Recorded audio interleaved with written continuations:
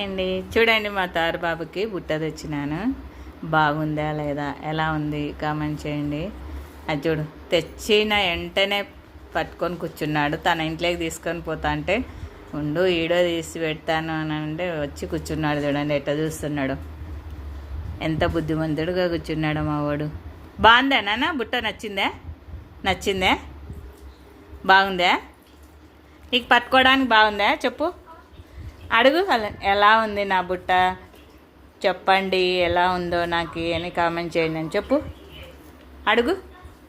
బాగుందంటనా?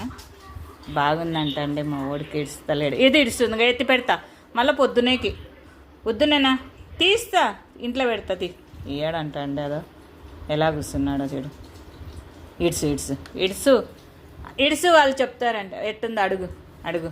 నా బుట్ట ఎట్టుందండి, నా బాస్కెట్ చిన్న బాస్కెట్ అని చెప్పు.